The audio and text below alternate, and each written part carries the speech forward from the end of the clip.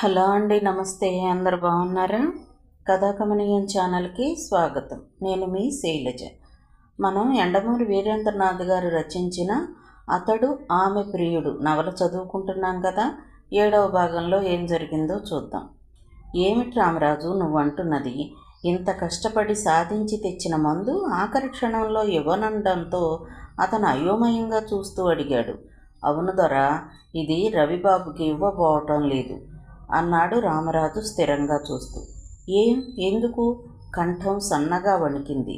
ఎందుకంటే ఒక మడిసికి సాయం చేయటం కోసం మీ బతుకు బుగ్గిపాలవటం చూడలేక.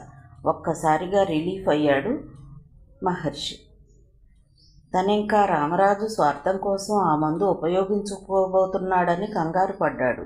నా గురించి ఆలోచించకు రామరాజు, ముందు అతనికి కళ్ళు రావటం ముఖ్యం. నాదేముంది, ఎవ్వరూ లేనివాణ్ణి.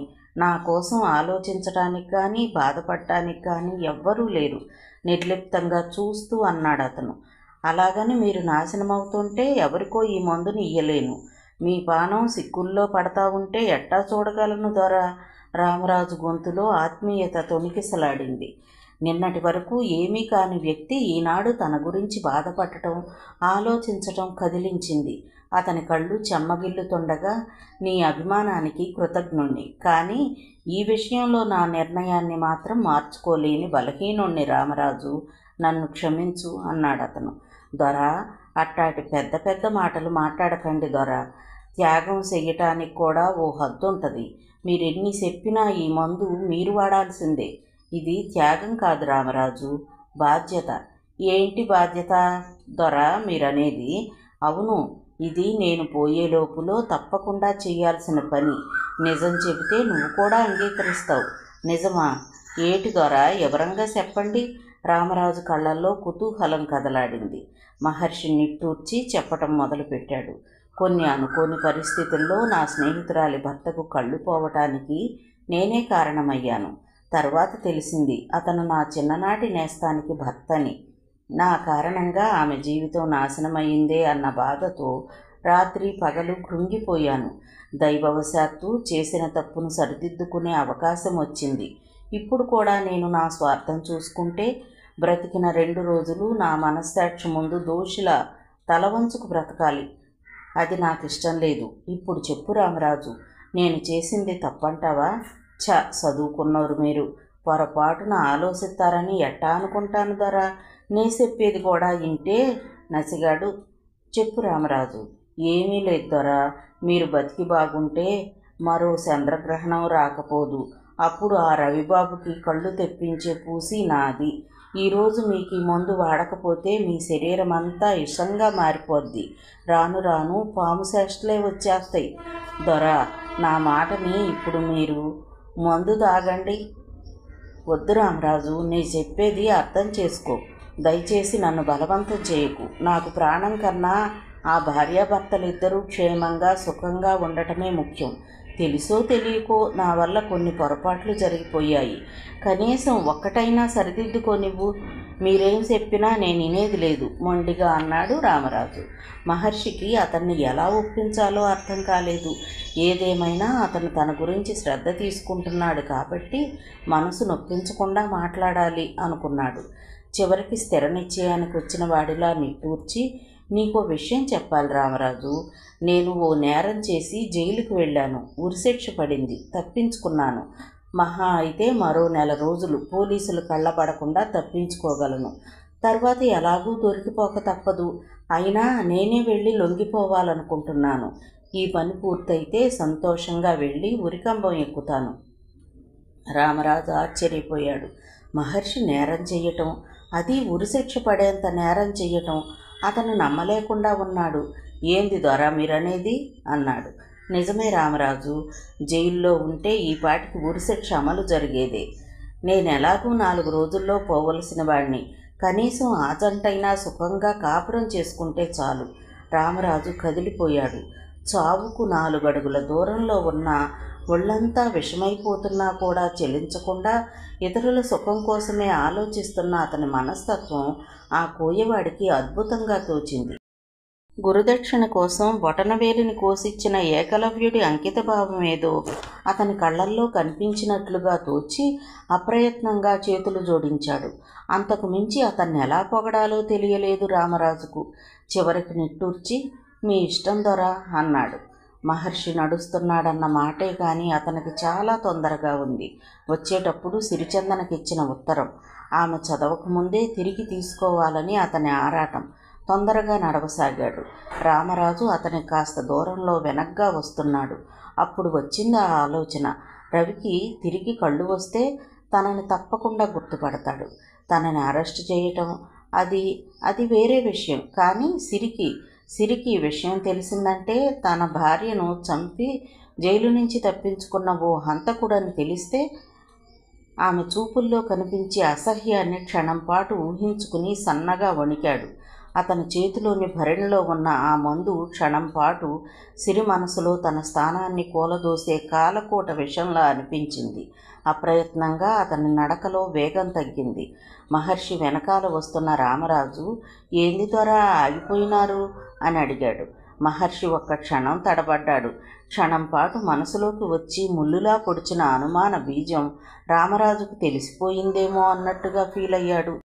దాన్ని కప్పిపుచ్చుకుంటూ, ఏమీ లేదు రామరాజు, అవును ఇంకెంతసేపు నడవాలి మనం అని మాట మార్చాడు. వచ్చేసినాం దొరా, అదుగో ఆ కనిపించే సిట్టడవి దాటితే అరకొచ్చేసినట్టే. మహర్షి ఇంకేమీ ప్రశ్నించలేదు. తిరిగి ఆలోచనల్లో మునిగిపోయాడు. ఒకవేళ రవికి కళ్ళు వచ్చి తనని గుర్తుపడితే భూమి గుండ్రంగా ఉండును అన్నట్లుగా ఆలోచనలన్నీ తిరిగి ఆ కేంద్రం దగ్గరకే చేరుకుంటున్నాయి. తరువాత అనిపించింది అతనికి, రవికి కళ్ళు వచ్చి తనని అరెస్టు చేయించడం జరిగితే సిరిచందన తప్పకుండా కారణం అడుగుతుంది. అప్పుడు ఇద్దరిలో ఎవరో ఒకరు సమాధానం చెప్పక తప్పదు. ఇందులో పరోక్షంగా ప్రత్యక్షంగా రవికి తనకి ఇద్దరికీ భాగం ఉంది. కాబట్టి రవి చెప్పలేడు. గుర్తుపట్టినా బయటపడడు. తను అంతే. సిరిచందనకి ఈ విషయం చెప్పి ఆమె మనసులో తన వైపు ఉన్న సదభిప్రాయాన్ని దూరం చేసుకోలేడు. అదీగాక తనంతట తాను ఈ విషయాన్ని సిరిచందనకి చెప్పటం వల్ల వారి దాంపత్యం చిన్నాభిన్నం చేసిన వాడవుతాడు. ఎంతా చేసి ప్రాణాలకు తెగించి మందు సాధించుకొచ్చింది వారిద్దరూ విడిపోవటానికి కాదు. అతను ఆ కోణంలో నుంచి ఆలోచించాక కొద్దిగా సంతృప్తి చెందాడు. అరకు చేరుకునేసరికి సాయంత్రం 4 అయ్యింది. ఏమండి, ఏంటి సిరి, మహర్షి ఆ మందు తప్పకుండా తీసుకువస్తాడంటారా? అతడు ఆశ్చర్యంగా, నిన్నటి వరకు నాకు ధైర్యం చెప్పిన దానివి ఈరోజేమిటి కొత్తగా అలా అడుగుతున్నావు అన్నాడు. ఎందుకో క్షణాలు గడిచే కొద్దీ నాకు భయం పెరిగిపోతోందండి. అతన్ని పక్క మీద చేత్తో తడిమి ఆమెను దగ్గరకు తీసుకుంటూ, అలాంటి భయాలు పెట్టుకుని మనసు పాడు చేసుకోకు సిరి అన్నాడు. ఆమె కొద్దిసేపు మౌనంగా ఉండి, నిన్న రాత్రే చంద్రగ్రహణం పట్టింది, ఇంతవరకు రాలేదంటే మహర్షికి ఏదైనా ఆపద కలిగి ఉంటుందేమో అంది స్వగతంగా. రవితేజ సమాధానం చెప్పలేదు. అభావంగా ఉన్న అతని కళ్ళల్లో కూడా అదే భావం మెదులుతోందని ఆమె గుర్తించలేదు. ఆమె తల అతని భుజం వంపులో ఉంది. గడిచే సమయం ఇద్దరిలోనూ అభద్రతాభావాన్ని ఇనుమడింపచేస్తుంది. ముందుగా అతనే తెప్పరిల్లి చిన్నగా నిట్టూరుస్తూ, ఎక్కడుంటే నీ ఆలోచనలన్నీ ఆ మందు చుట్టే తిరుగుతుంటాయి కానీ రా, అలా బయట గార్డెన్లో కూర్చుందాం అన్నాడు. అతనన్నది నిజమేననిపించి ఆమె లేచింది. ఇద్దరూ గార్డెన్లో కుర్చీలు వేయించుకుని కూర్చున్నారు. సాయంకాలపు నీరెండ పచ్చటి అతని శరీర ఛాయని మరింతగా పెంచుతుంది. పల్చగా పెరిగిన గడ్డం ఆకుపచ్చ రంగులో కనిపిస్తూ అతని అందాన్ని రెట్టింపు చేస్తోంది. చంద్రుల్లో ఉన్న మచ్చల అంత అందమైన ముఖంలో జీవం లేని కళ్ళు చూస్తూ ఆమె మామూలుగా ఉండలేకపోతోంది. మహర్షి త్వరగా రావాలని ఆమె మనసులో 1000 దేవుళ్లకు మొక్కుకుంటోంది. అయినా పైకి గంభీరంగా ఉండి భర్తతో మామూలుగా మాట్లాడుతోంది. ఆ ఇద్దరిలోనూ కాలం పెంచే సంచలనాన్ని అంతటితో ఆపాలి అన్నట్లుగా కిర్రుమంటూ గేటు శబ్దమైంది. ఆతృతగా తల తిప్పి చూసిన సిరిచందన కళ్ళు ఒక్కసారిగా దీప్తివంతమయ్యాయి. గేటు తీసుకుని వస్తున్న మహర్షిని చూడగానే ఆమె దిగ్గున కుర్చీలోంచి లేచి వడివడిగా అతనికి ఎదురెళ్ళింది. మహీ, ముందుగా అతని క్షేమం కనుక్కోవాలో, వెళ్ళిన పని పూర్తయి మందు దొరికిందో లేదో అని కనుక్కోవాలో క్షణకాలం అర్థం కాక ఆమె మాట పూర్తి చేయలేకపోయింది. అలికిడికి రవి ఎవరు అని అడిగాడు. ఓ మహర్షి నువ్వా? ఏమైంది వెళ్ళిన పని? రవితేజ ప్రశ్న పూర్తి కాకముందే ఉద్వేగంగా సిరిచందన మందు దొరికిందా అని అడిగింది. వారిద్దరిలోనూ ఆతృతను అర్థం చేసుకున్నట్లుగా అతను చిన్నగా నవ్వి తీసుకువచ్చాను అన్నాడు. సిరిచందనలో ఒక్కసారిగా రిలీఫ్తో కూడిన ఆనందం, రవితేజ మొహంలో కూడా వెలుగొచ్చింది. నీకు చాలా శ్రమించాం అన్నాడు. ఇందులో శ్రమేముంది అంటూ వెనక్కి తిరిగి గేటు దగ్గరే ఆగిపోయిన రామరాజును చూసి, ఎక్కడే ఆగిపోయావేం రా అన్నాడు. అప్పుడు గుర్తొచ్చింది సిరిచందనకి అతను నాగకోనకు వెళ్ళాడని. అతని ముఖం వంక పరిశీలనగా చూస్తూ, అలా అయిపోయావేంటి మహి అని అడిగింది. ఎలా అయిపోయాను? బాగానే ఉన్నానుగా. ఇంతకీ మమ్మల్ని లోపలికి పిలిచేదంటూ ఏమైనా ఉందా లేదా? నవ్వుతూ మాట మార్చాడు. సారీ, రా లోపలికి అని రామరాజును కూడా రమ్మని భర్తను తీసుకురావటానికి రవి దగ్గరకు వెళ్ళబోయింది. సిరి, రవితేజని లోపలికి తీసుకురా, కళ్ళల్లో మందు వెయ్యాలి అన్నాడు అతను. ఒక్క క్షణం, మీరు పదండి తీసుకువస్తున్నాను అందామె. మహర్షి రామరాజును తీసుకుని లోపలికి నడిచాడు. సిరిచందన రవితేజను తీసుకువచ్చి సోఫాలో పడుకోబెట్టాక, మందు కోసం సాయపడిన కోయదొర ఇతనే అంటూ పరిచయం చేశాడు. రామరాజు తోలు సంచిలోంచి ఆ బెరణ తీసి కొన్ని క్షణాలు కళ్ళు మూసుకుని దైవ ప్రార్థన చేసి సిరిచందనకు అందించాడు. ఆమె అది అందుకుని తిరిగి మహర్షి చేతిలో పెడుతూ, ఆయనకి పునర్జన్మనిచ్చే మంచి పనేదో నీ చేతుల మీదగానే జరగాలి అంది. అది కాదు సిరి అంటూ మాట్లాడుతుంటే ఆమె కళ్ళతోనే అభ్యర్థించింది. ఇక తర్కించకుండా మహర్షి అది అందుకుని మూత తెరిచాడు. రవితేజ కళ్ళు సీలింగ్ వైపు తెరుచుకుని జీవం లేనట్లుగా చూస్తున్నాయి. క్షణం ముందు లేకపోవటం, క్షణం తర్వాత రావటం అనే ప్రక్రియ ప్రతి మనిషిలోనూ ఉత్సుకతను రేపుతుంది. ఆత్మీయుల విషయమైతే మరింత టెన్షన్గా ఉంటుంది. సిరిచందన రెప్పవేయటం కూడా మరచిపోయింది. రామరాజు కళ్ళు మూసుకుని దైవాన్ని స్తుతిస్తున్నాడు. మహర్షి నెమ్మదిగా ముందుకు వంగి భరిణలోని మందును రవితేజ కంటి కొనల దగ్గర చుక్కలు చుక్కలుగా వంపాడు. మిగతా ముగ్గురు రవితేజ దగ్గరగా నిలబడి ఆత్రంగా ఎదురు చూస్తున్నారు. అక్కడ ఒక సీక్రెట్ ఏజెన్సీ విభాగపు సీనియర్ అధికారుల ప్రసంగానికి ముందు ఏర్పడే నిశ్శబ్దం వ్యాపించి ఉంది. రవితేజ ముఖ కవళికల్ని నిశ్చింతగా పరిశీలిస్తున్నారు మిగతా ముగ్గురు. నిశ్శబ్దం మహర్షి మనసులో కీడును శంకించేలా చేసింది. అనుమానంగా ముందుకు మొంగుతూ, తేజ ఎలా ఉంది నీకు అని అడిగాడు. రవితేజలో చలనం లేదు. రవి నుండి ఏ సమాధానము రాకపోయేసరికి సిరికి అనుమానం కలిగింది. ముందుకొస్తూ ఏమండి అని పిలిచింది. రవితేజ పలకలేదు. భయంతో వణికిపోతూ భుజాన్ని పట్టి కుదిపింది. ఆమె చేతికి అతని శరీరం చల్లబడుతున్నట్లుగా తోచి, ఏమండి మాట్లాడండి, నేను మీ సిరిని, ఒక్కసారిగా కళ్ళు తెరిచి చూడండి అంటూ గట్టిగా అరవసాగింది. అతని శరీరం దూదిలా ఎటు కదిలిస్తే అటు వేలాడబడిపోతోంది. ఆమె హృదయాన్ని ఎవరో గట్టిగా పట్టుకుని పిండేస్తున్న అనుభూతి. గుండె వేగం పెరిగింది. ఒళ్ళంతా చెమటలు పట్టేశాయి. అక్కడున్న ఇద్దరి పరిస్థితి కూడా దాదాపు అలాగే ఉంది. అతని బుర్ర మొద్దుబారిపోతోంది. ఏం జరిగిందో ఏం జరగబోతోందో అర్థం కావటం లేదు. సిరిచందన అంతా అయిపోతోందనే అనుకుంటోంది. రవితేజ చేతుల్ని గుండెకు హత్తుకుని రోధించసాగింది.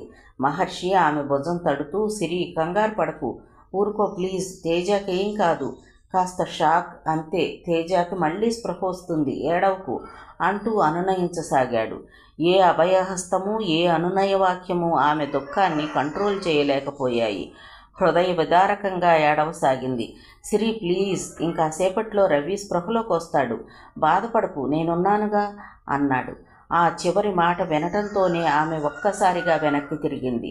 ఆ కళ్ళల్లో అగ్నిజ్వాలలు కనిపించాయి అతనికి. ఏం జరిగిందో అర్థమయ్యేలోపునే చళ్ళుమన్న శబ్దం ఆ గది గోడల మధ్య ప్రతిధ్వనించింది. అతని చెయ్యి అప్రయత్నంగా చెంప మీదకెళ్ళింది. గాలి కూడా ఏం జరిగిందో అర్థం కాక తెల్లబోయింది. ఆ భయంకర నిశ్శబ్దానికి భయపడి నిశ్చలంగా ఉండిపోయింది. క్షణకాలం స్తంభించి తిరిగి చలనం తెచ్చుకుంది. ఏమైంది సిరి? పాలిపోయిన ముఖంతో ఆమె కళ్ళల్లో మెదిలే కోపానికి కారణం వెతుకుతూ అడిగాడు. పిచ్చి పట్టింది కర్కశంగా చూస్తూ అంది. ఎస్, నాకు పిచ్చి పట్టింది. నేను, నా భర్త, అందరం పిచ్చివాళ్ళమే. నీ నిజ స్వరూపం తెలియక నిన్ను నమ్మిన పిచ్చివాళ్ళం అంటూ చేతుల్లో ముఖం దాచుకుని ఏడవసాగిందామె. ఏమిటి సిరి, ఏమిటి? నువ్వేం మాట్లాడుతున్నావో నాకేమీ అర్థం కావడం లేదు. ఆపు నీ నాటకం. నిన్ను చూడాలంటేనే అసహ్యంగా ఉంది నాకు, చేదరించుకుంటున్నట్లుగా అంది సిరి. నాటకం ఏమిటి? అసలు నువ్వు స్పృహలో ఉండే మాట్లాడుతున్నావా? అయోమయంగా చూస్తూ అన్నాడు. అవును, నేను నాటకమే ఆడుతున్నాను. నీ అంత దుర్మార్గుడే లేడు. నమ్మక ద్రోహివి నువ్వు. నన్ను ప్రేమించావు కాబట్టి తెలివిగా నా భర్తను చంపేసి ఆ స్థానంలోకి రావాలని చూస్తున్న వంచకుడివి. ఇప్పుడు అర్థమవుతోంది నువ్వెంత స్వార్థపరుడివో. నిన్ను ఊరికే వదలను. నిన్ను చంపేస్తాను. హిస్టీరిక్గా అరుస్తూ విసురుగా లేచి అతని మెడ పట్టుకుంది. ఆశ్చర్యము, అపనమ్మకము, అయోమయము అయిన అతని మనసు ఆమె అన్న మాటతో ఒక్కసారిగా అవధి దాటిన అనంతసాగరమే అయ్యింది. ఆత్మీయత కురిపించిన కళ్ళు బడబాగ్ని వర్షించటం, అభిమానం చూపించిన మనసు అసహ్యాన్ని వెళ్ళక్రక్కటం. ఈటెల్లా గుండెను చీల్చేసింది ఆమె మాట. ఆమెను కాంక్షించి రవిని చంపటానికి ఇదంతా చేశాడతను. ఎలా చెప్పాలి? నిజంగా వారి క్షేమం కోరే ఈ పని చేశానని ఎలా చెప్పాలి? ఎలా నమ్మించాలి? చివరికి గొంతు పెగుల్చుకుని, సిరి, తెలిసి నేనే పాపము చెయ్యలేదు. ఒకవేళ నీకు అన్యాయమే చేశానని నువ్వు అనుకుంటే ఇప్పుడే నీ కళ్ళ ముందే నా ప్రాణం తీసుకుని నా నిర్దోషిత్వాన్ని నిరూపించుకుంటాను అన్నాడు దగ్గరగా వెళ్ళి. నువ్వు చచ్చినా నేను నమ్మను అంటూ అతన్ని విసురుగా వెనక్కి నెట్టి మోకాళ్ల మీద కూలబడింది. అతను బెడ్రూంలోకి వెళ్ళి దడాలను తలుపు మూసుకున్నాడు. అతను ఏ కార్యం నిర్వర్తించటానికి ఎంతకాలం బతికి ఉన్నాడో అది నెరవేరనప్పుడు పోలీసులు వేసే ఉరికంబం కన్నా ఆత్మహత్య చేసుకోవటమే మేలనిపించింది అతనికి. ఆమెకు తన పట్ల అనుమానం పోతే చాలు. తన చావుకి అంతకన్నా పెద్ద సార్థకత ఉంటుందని ఎప్పుడూ అతను అనుకోలేదు. మహర్షి అలా ఆవేశంగా వెళ్ళి తలుపు వేసుకోగానే అంతసేపు జరిగిన తతంగమంతా నివ్వెరపోయి చూస్తున్న రామరాజులో చలనం కలిగింది. అమ్మా, ఒక్క మాట చెప్తాను, మీరేమనుకోనంటే అన్నాడు. సిరిచందన నిరసనగా చూస్తూ, నేనెవ్వరి మాటలు వినే స్థితిలో లేను. అయినా నీకు ఇందులో భాగముందిగా విసురుగా అంది. మీరు నన్నేమైనా అనండమ్మా, కానీ ఆ దొర గురించి ఓ నిజం చెప్తాను. దయచేసి ఇదొక్కటి ఎనుకోండమ్మా అన్నాడు రామరాజు ప్రాధేయపూర్వకంగా చూస్తూ. ఏమిటో అంత పచ్చి నిజం? వెటకారంగా అంది. ఈ మందు తేటం కోసం ఆ దొర తన బతుకునే బుగ్గిపాలు చేసుకున్నాడు. ఆ వాక్యం పూర్తి చేయలేదు.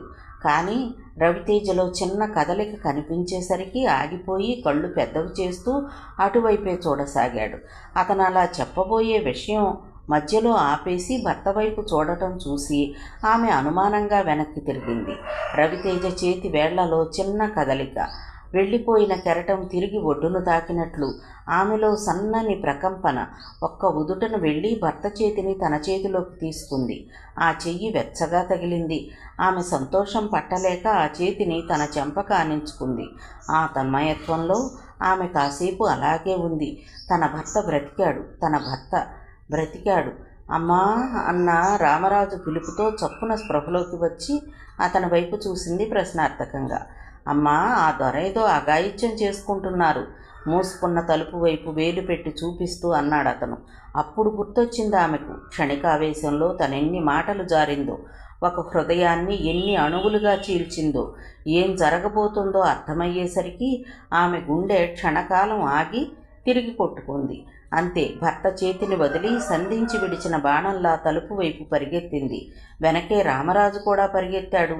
తలుపు లోపలి నుండి గడియ పెట్టబడి ఉంది. ఆమె భయంగా తలుపు మీద పిడికెళ్లతో బాదుతూ, మహి, తొందరపడకు, ఐఆమ్ సారీ, ఒక్కసారి తలుపు తెరు ప్లీజ్ అంటూ గట్టిగా పిలవసాగింది. లోపల నుంచి శబ్దం లేదు. క్షణానికి ఆమెలో కంగారు ఎక్కువై మాట కూడా తడబడసాగింది. అంతసేపు ఏం చెయ్యాలో పాలుపోని రామరాజు అప్పుడు స్పృహలోకి వచ్చినట్లు సిరిచందనను పక్కకు జరిపి 4 అడుగులు వెనక్కి వేసి బలంగా ఊపిరి పీల్చుకున్నాడు. వేగంగా వచ్చి భుజంతో తలుపును గుద్దాడు. తలుపు శబ్దమైతే అయ్యింది కానీ తెరుచుకోలేదు. ఈసారి మరింతగా దూరం వెళ్ళి వేగంగా వచ్చి గుద్దాడు. డోరు ఊడేలా కనిపించలేదు. సిరిలో భయం, బాధ, దుఃఖం అన్ని భావాలు కలగలిపి మెదడు మొద్దుబారిపోతున్నట్లుగా అనిపించసాగింది. జీవితంలో మొట్టమొదటిసారి ఆమె భగవంతుణ్ణి ప్రార్థించింది. ఆమె ఆవేదన ఆ దేవుడు ఆలకించినట్లు ఈసారి తలుపు తిరిగి తెరుచుకుంది. తలుపులతో పాటు రామరాజు వెళ్ళి దబ్బుమని నేల మీద పడ్డాడు. తల అదిరి స్పృహ తప్పింది అతనికి. ఆమె అతని వెనకే గదిలోకి పరిగెత్తింది. అప్పటికే ఆలస్యమైపోయింది. అంతకుముందే మహర్షి స్టూల్ని తన్నేశాడు. గది మధ్యలో ఫ్యాన్కు వేలాడుతూ కనిపించాడు. ఆ దృశ్యాన్ని చూడగానే ఆమె అగ్నిపర్వతంలా బద్దలైంది. సముద్రంలా ఉప్పొంగింది. నో అంటూ ఒక్క ఉదుటన వెళ్ళి గాలిలో వేలాడుతున్న అతని కాళ్లను చుట్టేసింది. బలాన్నంతా భుజాల్లోకి తెచ్చుకుని అతని శరీరాన్ని పైకి లేపింది. శక్తినంతా కూడగట్టుకుని అలాగే ఒడిసి పట్టుకుంది. క్షణానికి ఆమెలో శక్తి క్షీణించసాగింది. ఇంకాసేపు అలాగే ఉంటే ఆ బరువును ఓపలేక విడిచిపెట్టడం ఖాయమని అర్థమైంది ఆమెకు. ఒకవేళ అలా విడిచిపెడితే తాడు మళ్లీ బిగుసుకుపోతోంది. ఆమెకేం చెయ్యాలో పాలుపోలేదు. కళ్ళు తిరుగుతున్నట్లుగా అనిపించసాగింది. భుజాల్లో రక్త ప్రసారం ఆగిపోయి తిమ్మిరెక్కుతున్నట్లు అవసాగింది. సహాయం కోసం రామరాజు వైపు చూసింది. అతను స్పృహ తప్పి పడి ఉన్నాడు. రామరాజు, రామరాజు అంటూ పిలిచింది. అతనిలో చలనం లేదు. ఆమె నిస్సహాయంగా తల తిప్పి బయటకు చూసింది. దూరంగా హాల్లోని సోఫాలో భర్త కొద్దిగా కదలటం కనిపించింది. అంతే. ఆమె ముఖంలో పోయిన కళ వచ్చింది. ఏమండి, ఏమండి అంటూ అక్కడి నుంచి సహాయం కోసం గట్టిగా పిలిచింది. కానీ రవితేజ మెలకువలోకి రాలేదు. ఆమెకు ఒక్కసారిగా దుఃఖం ముంచుకొచ్చింది. బిగ్గరగా రోదించసాగింది. మహి, నా కోసం ప్రాణాలు ధారపోయటానికి కూడా సిద్ధపడ్డావు. నీ ప్రాణాలు కాపాడటానికి నేనేమీ చేయలేకపోతున్నాను. నన్ను క్షమించు అని మనసులోనే వాపోతోంది.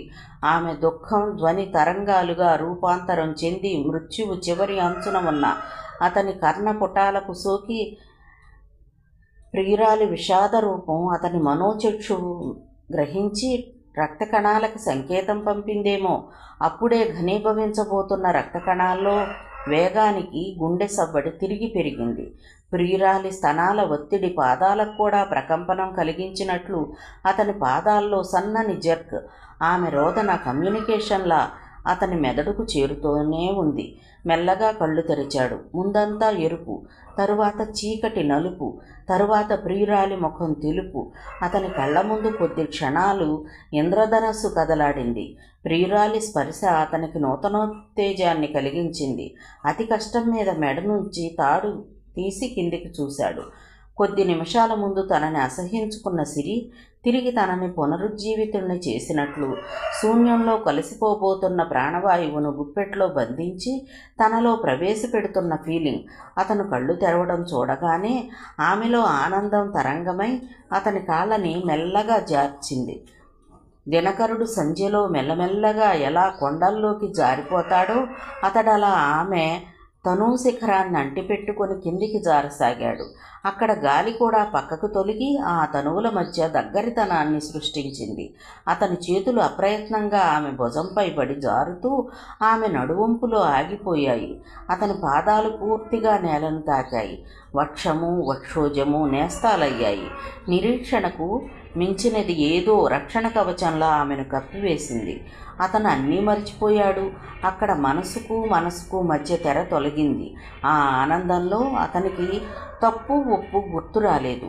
ఎన్నో కలల తాలూకు శారీరక స్పర్శ లభించిన క్షణం అతను ఒక మామూలు మనిషి అయ్యాడు.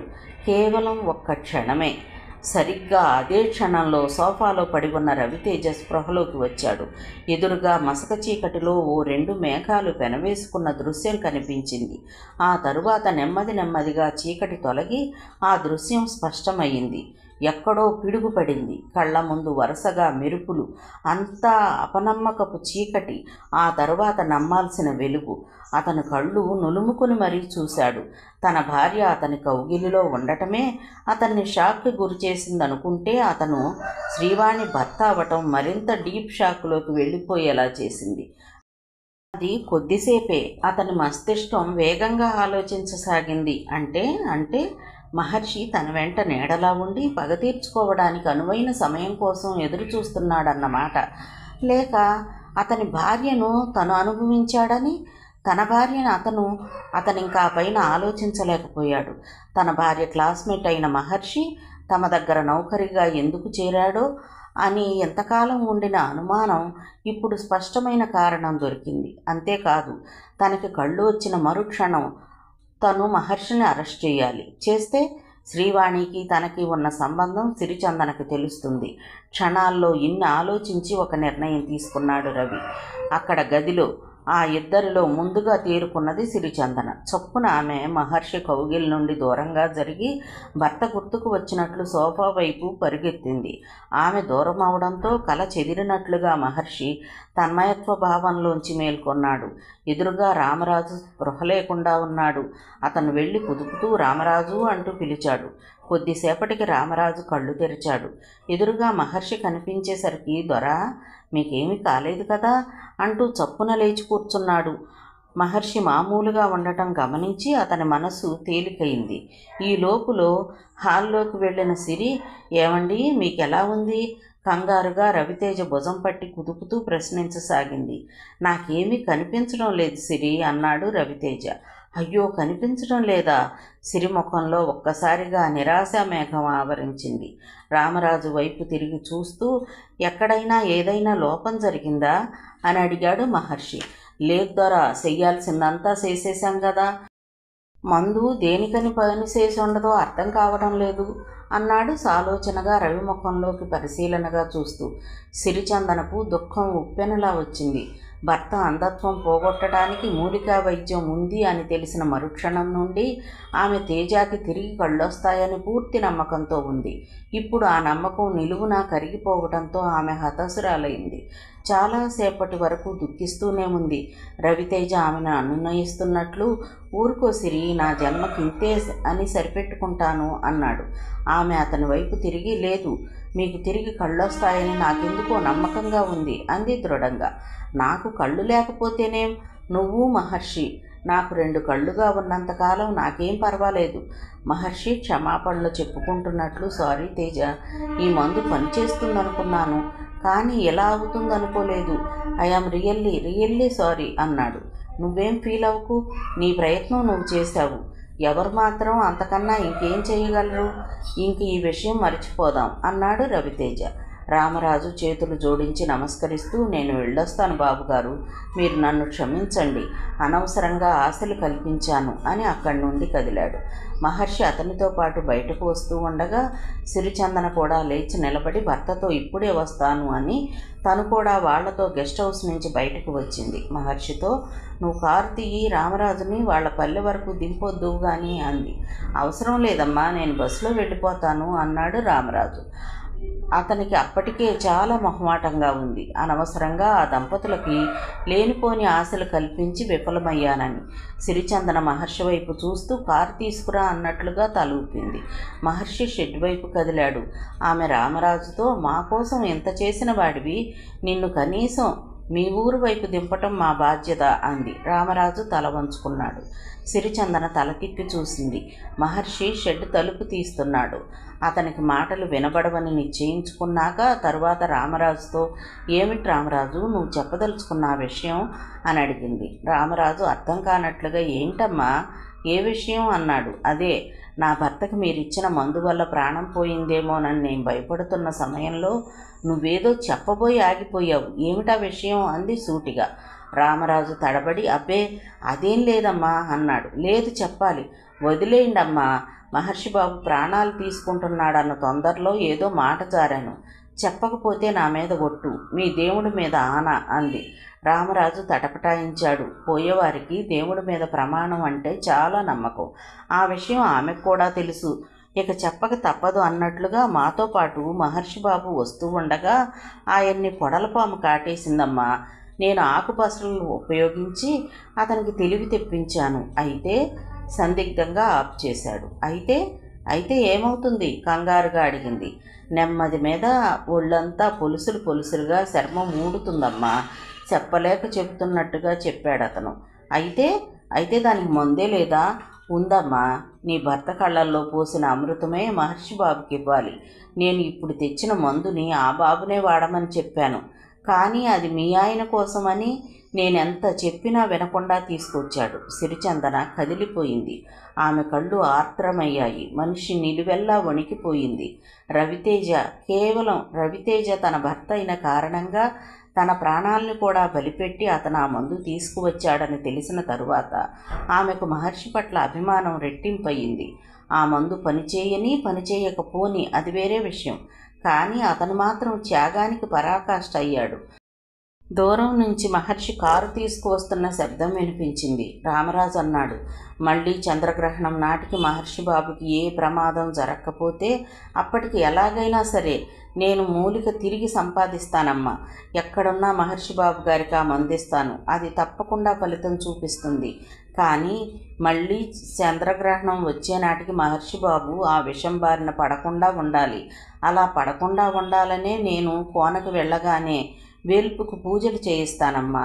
కోన మొత్తం చేత పూజ చేయిస్తాను అని నమస్కరించి కారు దగ్గరకు వెళ్ళిపోయాడు. ఉదయం 5:30 అవుతుండగా బెడ్రూమ్ తలుపు కొడుతున్న శబ్దం వినిపించి మెలకువ వచ్చింది రవితేజకి. ఇంత పొద్దున్నే ఎవరొచ్చుంటారు అనుకుంటూ తన భార్యను లేపాడు. సిరిచందన బద్ధకంగా లేచి కూర్చుంటూ ఏమిటండి అంది. ఎవరో తలుపు కొడుతున్నారు, వెళ్ళి చూడు అన్నాడు. ఈ సమయంలో మన్నెవరు డిస్టర్బ్ చేస్తారు అంటూ లేచి వెళ్ళి తలుపు తీసింది. తలుపు తీయగానే ఎదురుగా కనిపించిన మనిషిని చూడగానే కెవ్వున కేక వేసి వెనక్కి పరిగెత్తుకొచ్చి భర్తను గట్టిగా పట్టుకుంది. ఏమైంది సిరి, ఎందుకలా అరిచావు? అతను కంగారుగా లేస్తూ అడిగాడు. ఆమె భయంతో వణికిపోతూ ఆ రోజు అంటూ ఏదో చెప్పబోయింది. అతనిది గమనించి గుమ్మం వైపు చూశాడు. ఎదురుగా ఇబ్రహీం. రవితేజ ఒక్కసారిగా ఉలిక్కిపడ్డాడు. తనని చూడగానే అతని ముఖంలో రంగులు మారటం గుర్తించి నవ్వాడు ఇబ్రహీం. అంతలోనే తేజ తన తొందరపాటును కప్పిపుచ్చుకుంటూ చూపు తిప్పి శూన్యంలోకి చూస్తూ ఎవరు మీరు అని గద్దించినట్లుగా అడిగాడు. నన్ను గుర్తుపట్టలేదా రవితేజ? ఇబ్రహీం కంఠం కంచులా మోగింది. లేదు, మీరు అతని గొంతు గుర్తు తెచ్చుకోవడానికి ప్రయత్నిస్తున్నట్లుగా అన్నాడు. వావ్ మిస్టర్ రవితేజ, మళ్ళీ నాటకం ఆడుతున్నావు. నో, నాటకం ఏంటి? అసలు మీరెవరో ముందు చెప్పండి. బస్, ఈ వేషాలు ఇదివరకే చూశాను. ఇక మేమో తేల్చుకోవడానికే వచ్చాం. ఇక నటించాలని చూడకు. ఓహో, అయితే నువ్వు గోల్డ్ స్మగ్లర్ ఆలీ ఖాన్ అన్నమాట. ఇంతకీ ఏం కావాలి నీకు? అతని కంఠంలో పోలీస్ ఆఫీసర్ తాలూకు ధైర్యం ధ్వనించింది. నేనెందుకు వచ్చానో నీకు తెలుసు రవితేజ, కానీ నీకు అసలు ఏమీ తెలియనట్లు మమ్మల్ని నమ్మించాలని చూస్తున్నావు. నీకు అసలు కళ్ళే లేనట్లు అటు పోలీస్ శాఖను ఇటు నీ ఇంటి వాళ్ళని అమోఘంగా నమ్మించావు. కానీ మమ్మల్ని మాత్రం 1000 జన్మలెత్తినా నమ్మించలేవు. మమ్మల్ని చూడగానే రంగులు మారిన నీ ముఖమే చెప్పింది నన్ను నీవు గుర్తుపట్టావని. సో ఎందుకీ ముసుగులో గుద్దులాట? నాతో చేయి కలుపు. ఆ 2 బ్రీఫ్ కేసులు నాకు హ్యాండ్ ఓవర్ చేయి. వచ్చే లాభాన్ని 50-50 పంచుకుందాం. లేకపోతే నీ కర్మ. నిన్ను, నీ పెళ్ళాన్ని, ఆఖరికి ఆ కమిషనర్ గాడిని కూడా చంపి నా బంగారం నేను ఎలా స్వాధీనం చేసుకోవాలో నాకు బాగా తెలుసు. ఆపై నీ ఇష్టం, నువ్వే ఆలోచించుకో అంటూ ప్యాంటు జేబులోంచి రివాల్వర్ తీసి గురిపెట్టాడు. రవి పరిస్థితి ఇరకాటంలో పడింది. చూడు మిస్టర్, ఆ బ్రీఫ్ కేసులు నా దగ్గరున్నాయన్నా నేను నీతో చేతులు కలపను. నేను ప్రభుత్వం మనిషిని. ప్రాణం పోయినా నేను ఆ పని చేసేవాణ్ణి కాను. ఎందుకు అనవసరంగా నా చుట్టూ తిరుగుతూ నీ టైం వేస్ట్ చేసుకుంటావు? నన్ను, నా వాళ్ళని చంపినంత మాత్రాన గవర్నమెంట్కి హ్యాండ్ ఓవర్ చేసిన ఆ గోల్డ్ బిస్కెట్స్ తిరిగి రావు. సాధ్యమైనంత కూల్గా చెప్పాడు. తేజ, నువ్వు బతకనేర్చేవాడివని ఎంతసేపు ఓపిక పట్టాను, కానీ ఇప్పుడు అర్థమైంది. నువ్వు బతకడం చేతగాని మూర్ఖుడివి. నీ నుండి నా సొమ్ము ఎలా రాబట్టుకోవాలో తెలియని వాడిని కాదని గుర్తు చేయటానికే వచ్చాను అంటూ ఓ చేత్తో రివాల్వర్ పట్టుకుని ముందుకు అడుగు వేసి సిరి జుట్టుపట్టి తన వైపు లాక్కున్నాడు. కెవ్వుమని అరిచింది సిరిచందన. ప్లీజ్, నా భార్యనేం చేయకు. కంగారుగా లేచి గాలిలో చేతులు చాచి ముందుకొస్తూ అన్నాడు అతను. Stop there. రివాల్వర్ అతని గుండెలకు గురిపెడుతూ ఉండగా అరిచాడు ఇబ్రహీం. రవితేజ అతనికి 3 అడుగుల దూరంగానే ఆగిపోయాడు. ఇబ్రహీం నవ్వుతూ సిరి జుట్టు గట్టిగా ఒడిసి పట్టుకుని ముఖాన్ని తన వైపు తిప్పుకుంటూ పెదాలను ముద్దు పెట్టుకోవడానికి ముందుకు వంగుతున్నాడు. అసలు ప్లాన్ అంతా రవితేజలో రియాక్షన్ తెప్పించడం కోసమే. అది ఫలించింది. రవితేజ ఇక నిగ్రహించుకోలేకపోయాడు. నుంచున్న చోటు నుంచే కుడికాలును బలంగా కదిపాడు. అందులో ఫుట్బాల్ ఆడే క్రీడాకారుడి టెక్నిక్ వల్ల రివాల్వర్ బంతిలా వెళ్ళి దూరంగా పడింది. ఒక్క క్షణం షాక్ తిన్నాడు ఇబ్రహీం ఖాన్. ఆ సమయం చాలు ఐపీఎస్ చేసిన రవితేజకు. ఇప్పుడు రివాల్వర్ అతని చేతిలో ఉంది. ఇబ్రహీం ఖాన్ ఈ హఠాత్ పరిణామానికి బెత్తరపోయాడు. మృత్యుదేవతలా రివాల్వర్ గురిపెట్టి ఉన్న తేజాని చూడగానే అప్రయత్నంగా సిరిని వదిలిపెట్టాడు. రవితేజ చూపులు శూన్యంలో లేవు. సూటిగా ఖాన్ కళ్ళల్లోకి చూస్తున్నాడు. రవితేజ, నన్ను తక్కువగా అంచనా వేయకు. బయట నా మనుషులిద్దరున్నారు. రివాల్వర్ పేలిందంటే ఇక్కడికి వస్తారు. నాకేమైనా జరిగిందంటే నిన్ను, నీ భార్యను ముక్కల కింద నరికేస్తారు. ఖబర్దార్. ఖాన్ ఏమాత్రం బెదరకుండా అన్నాడు. ఏడు సార్, ముందు నిన్ను, తరువాత నీ వాళ్ళని షూట్ చేస్తాను. అది నీ వల్ల కాదు. కేవలం నీకు కళ్ళు పోలేదని నిరూపించడానికే ఈ నాటకం ఆడాను. పాపం, ఇన్ని రోజులు నేషనల్ అవార్డు కొట్టేసే లెవెల్లో యాక్షన్ చేశావు. ఇప్పటికైనా నువ్వు వాడింది నాటకమని రుజువైతే కనుక ఇక ఆ గోల్డ్ బిస్కెట్స్ ఎక్కడున్నాయో చెప్పు. ఏ ధైర్యంతో ఖాన్ అంత సూటిగా నిలబడి రివాల్వర్కి బెదరకుండా మాట్లాడుతున్నాడో రవితేజకి అర్థం కాలేదు. చెప్పకపోతే అన్నాడు. చెప్పకపోతే సింపుల్. నీ కళ్ళ ముందే నీ భార్యను రేప్ చేస్తాను. ఈడియట్, ఎంత ధైర్యం నీకు? రవితేజ చూపుడు వేలు ట్రిగ్గర్పై బిగుసుకుంది. ఖాన్ కళ్ళల్లో ఎలాంటి బెదురు లేదు. చిరునవ్వు అతని ముఖంలో తాండవిస్తోంది. ఇదంతా అయోమయంగా చూస్తోంది సిరిచందన. భర్తకి కళ్ళు పోలేదన్న విషయం జీర్ణం కావడానికి ఆమెకు ఇంకొంతసేపు పట్టింది. ఇన్ని రోజులు భర్త కళ్ళు లేనట్లుగా నాటకం ఆడడం ఆమెను షాక్కి గురి చేసింది. రవితేజ ఇక ఆలస్యం చేయలేదు. ముంచుకు రాబోతున్న ఖాన్ని ఆపటం కోసం ట్రిగ్గర్ బలంగా నొక్కాడు. క్లిక్కుమన్న శబ్దంతో బుల్లెట్ బయటికి రాలేదు. కంగారుని అణుచుకుంటూ మళ్ళీ నొక్కాడు. అదే శబ్దం. అప్పుడు తెలిసింది అతనికి, అంతసేపు ఖాన్ అంత ధైర్యంగా నిలబడి ఎలా మాట్లాడగలిగాడో. గది ప్రతిధ్వనించేలా నవ్వాడు ఖాన్, రివాల్వర్ తీస్తూ. ఇప్పుడు అర్థమైందా రవితేజ? ఈ ఖాన్ అంటే ఏమిటో? డబుల్ గేమ్ ఆడటం నీ ఒక్కడికే చేతనవుతుందనుకున్నా. 3 సంవత్సరాల పాటు బొంబాయి నగర పోలీసులనే గడగడలాడించిన నన్ను అంత తక్కువ అంచనా వేయకు అంటూ గుమ్మం వైపు తిరిగి, జేమ్స్, దాన్ని లాక్కెళ్ళి జీపులో పడేయండిరా అని ఆజ్ఞాపించాడు. అతని అనుచరులు సిరిని చెరోవైపు కవర్ చేసి లాక్కెళ్లసాగారు. అప్పుడు తేరుకుంది సిరిచందన షాక్ నుండి. కానీ ఏమీ మాట్లాడలేదు. కనీసం చిన్న కేక కూడా వెయ్యలేదు. నిర్లిప్తంగా జరిగేది చూడసాగింది. మిస్టర్ ఖాన్, మాకేమీ తెలీదు. దయచేసి మమ్మల్ని ఇలా వదిలేయి, రవితేజ నిస్సహాయంగా అడిగాడు. Mister Raviteja, sorry. నేను కూనీకోర్లనైనా నమ్ముతాను కానీ మీ పోలీస్ డిపార్ట్మెంట్ని నమ్మను. అయినా నీ భార్యను నేనేమీ చెయ్యను. రేపు రాత్రి 12 గంటల్లోగా నా 2 బ్రీఫ్ కేసుల గోల్డ్ నాకు అప్పగించాలి. అప్పుడే నీ భార్యను నీకు నిక్షేపంగా, పవిత్రంగా అప్పచెప్తాను. రేపు సాయంత్రం ఫోన్ చేస్తాను. అవి ఎక్కడ అందించాలో. ఏమైనా తేడా వచ్చిందో నీ భార్యను ఘోరాతి ఘోరంగా రేప్ చేసి శవాన్ని నీకు గిఫ్ట్గా పంపిస్తాను. ప్లీజ్ ఖాన్, నా భార్యనేం చెయ్యకు. కమిషనర్తో మాట్లాడి అవి ఏమయ్యాయో కనుక్కుంటాను. నీ నక్కజిత్తులు నేను నమ్మను. నా సంగతి నీకింకా బాగా తెలుసు. పోలీసులతో కలిసి వచ్చి పిచ్చి వేషాలు వేయాలని చూస్తే పరిణామాలు విపరీతంగా ఉంటాయి అని అక్కడి నుండి వేగంగా వెళ్ళిపోయాడు. 2 నిమిషాల తరువాత బయట జీపు కదిలిన శబ్దం వినిపించింది. నీకు కళ్ళు తిరిగి వచ్చినందుకు ఆనందించాలో, ఇలా జరిగినందుకు బాధపడాలో తెలియటం లేదు అన్నాడు కమిషనర్ అశ్వత్థామ. రవితేజ సమాధానం చెప్పలేదు. అసలు నీ కళ్ళు ఎలా వచ్చాయి అని అడిగాడు కమిషనర్. ఏమో నాకు తెలియదు. ఉదయం తలుపు కొడుతున్న శబ్దం వినిపించి కళ్ళు తెరిచాను. నాకు అంతా కనిపించసాగింది. ఆ ఆశ్చర్యం నుంచి తేరుకునేసరికి సిరిచందన తలుపు తీయటం, ఆ గోండాలు లోపలికి ప్రవేశించడం జరిగిపోయింది అన్నాడు రవితేజ. రవి, నా మాట విని నేను చెప్పినట్టు చెయ్యి. సిరిచందనకి ఏమీ కాదు. మొత్తం పోలీస్ ఫోర్స్నంతా ఉపయోగిద్దాం. వాళ్ళని ఎలాగైనా సరే మనం పట్టుకోవచ్చు. వద్దు సార్, మన ప్లాన్ తెలిస్తే వాళ్ళు నా భార్యకి ఏమైనా ప్రమాదం తలపెట్టవచ్చు ఖచ్చితంగా చెప్పాడు రవితేజ. వారిద్దరి మధ్య ఈ విషయమై చాలాసేపు వాదోపవాదాలు జరిగాయి. చివరికి కమిషనర్ ఆ గోల్డ్ బిస్కెట్స్ని స్మగ్లర్స్కి అందజేయటానికి ఒప్పుకోక తప్పలేదు. రవితేజ అన్నాడు, సార్, హోటల్లో ఈ బ్రీఫ్ కేసులు దొరికినప్పుడు వెంటనే మనం వీటిని ప్రభుత్వపరం చేయాల్సింది. అలా ఎందుకు చేయలేదు? కేవలం ఈ బిస్కెట్స్ మనిద్దరం కలిసి కాజేశామని స్మగ్లర్స్కి అనుమానం వస్తే వాళ్ళు ఏదో రకంగా మనల్ని వెంటపడతారని, అప్పుడు వాళ్ళని బంధించవచ్చని అనుకున్నాం. కానీ ఈ విధంగా మనకు కావలసిన వాళ్ళని కిడ్నాప్ చేసి వాళ్ళు తిరిగి బంగారాన్ని వెనక్కి తీసుకోగలరని మనం ఊహించలేకపోయాం కదా, బాధగా అన్నాడు అశ్వత్థామ.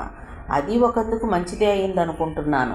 మనం ఒకవేళ ప్రభుత్వానికి హ్యాండ్ ఓవర్ చేస్తుంటే ఆ తర్వాత వాళ్ళు సిరిచందనని ఈ రకంగా కిడ్నాప్ చేసి ఆ గోల్డ్ బిస్కెట్స్ తమకు కావాలి అని కండిషన్ పెట్టి ఉంటే మనం చాలా చిక్కుల్లో పడిపోయేవాళ్ళం.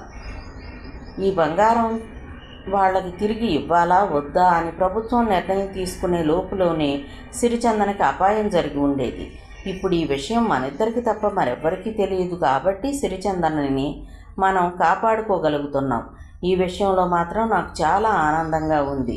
మనం ఓడిపోయినా సరే ఒక్క ప్రాణం దక్కుతోంది అన్నాడు రవితేజ. కమిషనర్ ఏమీ మాట్లాడలేకపోయాడు. రవితేజ చెబుతున్న దాంట్లో కూడా నిజం కనపడింది. మరీ పంతాలకు పోతే అక్కడ ఒక ప్రాణానికి హాని జరగవచ్చు. కమిషనర్ లేస్తూ బ్రీఫ్ కేసులు నేనే బ్యాంక్ లాకర్లో పెట్టాను, వాటిని వెంటనే తెస్తాను, అవి ఎక్కడున్నాయో నాకు తప్ప మరెవ్వరికీ తెలియదు అని లేచి వెళ్ళిపోయాడు. అతను వెళ్ళిన అరగంటకి ఫోన్ వచ్చింది. రవితేజ రిసీవర్ ఎత్తాడు. Yes, hello mister Raviteja, how are you? అట్నుంచి ఇబ్రహీం ఖాన్ గొంతు వినిపించింది. ఖాన్, కుశల ప్రశ్నలు వేసుకోవడానికి మనమేం బంధువులం కాము, త్వరగా విషయానికి రా. ఓకే, గోల్డ్ తిరిగి అప్పగించడానికి మీరు ఒప్పుకున్నట్టేనా? ఒప్పుకుంటున్నాను. ఆ గోల్డ్ ఎక్కడా? ఇప్పుడు ఎలా అందజేయమంటావో చెప్పు, ఇబ్రహీం ఖాన్ చెప్పాడు. ఈరోజు రాత్రి సరిగ్గా 11 గంటలకు అరకు వ్యాలీలో 75వ కిలోమీటర్ రాయి దగ్గరకు కారులో వచ్చి ఆ బ్రీఫ్ కేసులు అక్కడ పెట్టి తిన్నగా మరో 2 కిలోమీటర్స్ ముందుకు వెళ్ళాలి. ఆ తరువాత వెనక్కు తిరిగి మళ్ళీ వస్తే ఆ బ్రీఫ్ కేసులు పెట్టిన చోటే నీ భార్య నిలబడి ఉంటుంది. అయితే సరే, నువ్వు చెప్పినట్లే చేస్తాను. ఈ విషయంలో నువ్వేదైనా అతి తెలివితేటలు ప్రదర్శించినా, పోలీస్ సాయం తీసుకున్నా నీ భార్య ప్రాణాలు పోతాయి. నా సంగతి తెలుసుగా నీకు. తెలుసు. ఎవరు తీసుకొస్తారు? నా దగ్గర పనిచేసే డ్రైవర్ మహర్షి. మహర్షి? ఇబ్రహీం ఖాన్ కంఠంలో ఆశ్చర్యం ప్రతిధ్వనించింది. ఏమిటి, నువ్వు రావా? నీ ఇష్టం మిస్టర్ ఖాన్, నన్ను రమ్మంటే నేనే వస్తాను. ఖాన్ ఒక్క క్షణం మౌనంగా ఉండి, వద్దులే, ఈ వ్యవహారంలో నీలాంటి పోలీస్ ఆఫీసర్లు పాల్గొంటే మాకు ప్రమాదం. నీ డ్రైవర్నే పంపించు.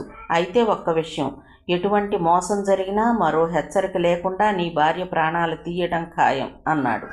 ఆ విషయం నాకు తెలుసు మిస్టర్ ఖాన్, కానీ ఒక్క విషయం, మధ్యలో మా డ్రైవర్ ఏదైనా మోసం చేస్తే దానికి మాత్రం నేను జవాబుదారీ కాదు.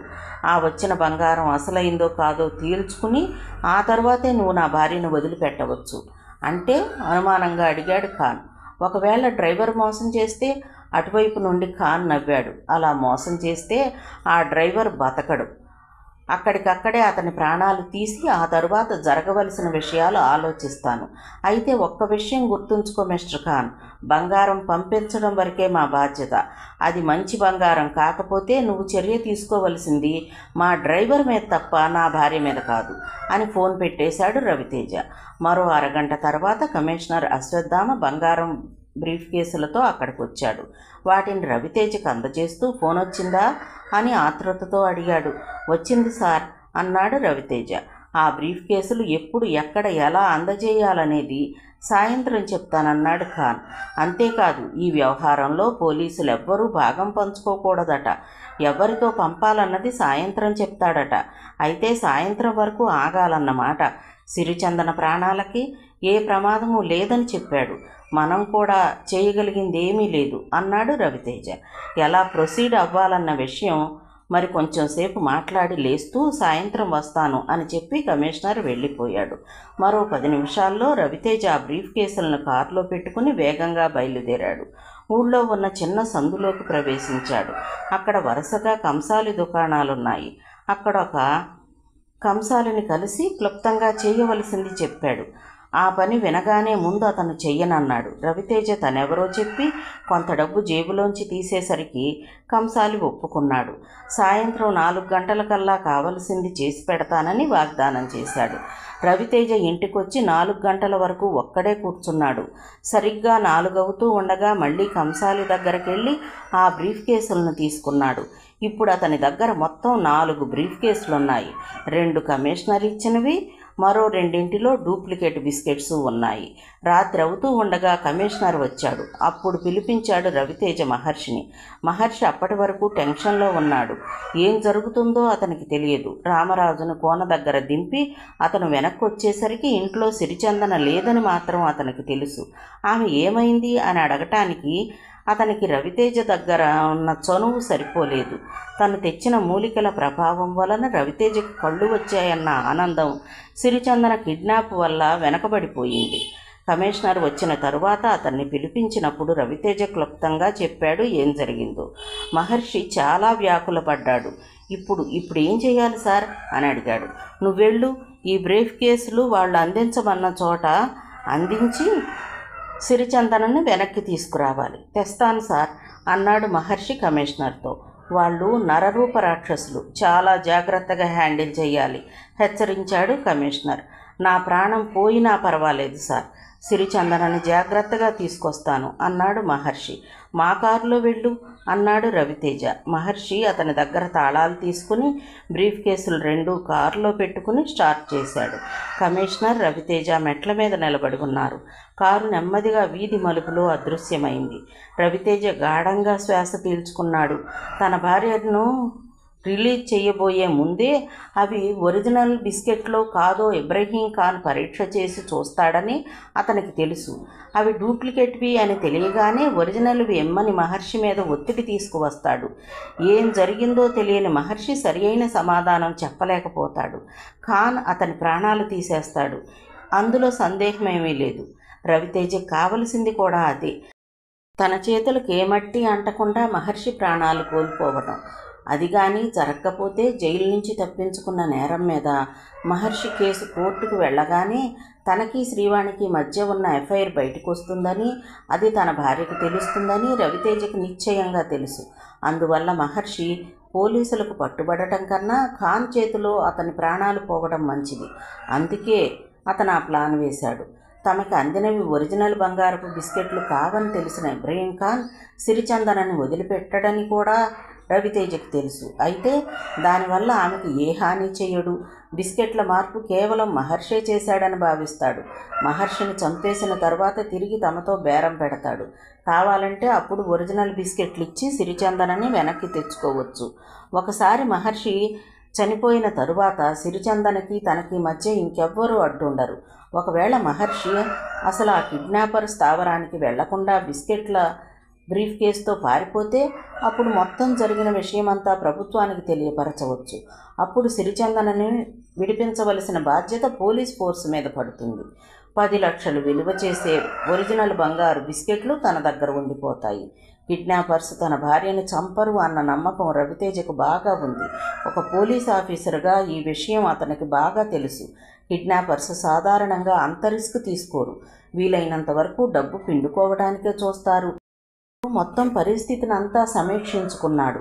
2 మార్గాలున్నాయి. ఇబ్రహీం ఖాన్ డూప్లికేట్ బిస్కెట్లు అందించిన మహర్షిని చంపటం ఒక మార్గం, లేదా మహర్షి 10 లక్షలు విలువ చేసే బిస్కెట్లు తీసుకుని పారిపోవటం ఒకవైపు. ఏదైనా తనకు లాభమే. తను వేసిన మాస్టర్ ప్లాన్కి తనే సంతృప్తి పడి ఆనందాన్ని లోపల దాచుకుంటూ కమిషనర్ అశ్వత్థామతో కలిసి లోపలికి నడిచాడు రవితేజ. సరిగ్గా 10 నిమిషాల తర్వాత వారిద్దరూ మరో కారులో అతను వెనకే బయలుదేరారు. 70వ కిలోమీటర్ రాయి దగ్గర ఆపు చేశాడు అశ్వత్థామ. మహర్షి బ్రీఫ్ కేసులు అందించవలసిన ప్రదేశం అక్కడికి 5 కిలోమీటర్ల దూరంలోనే ఉంది.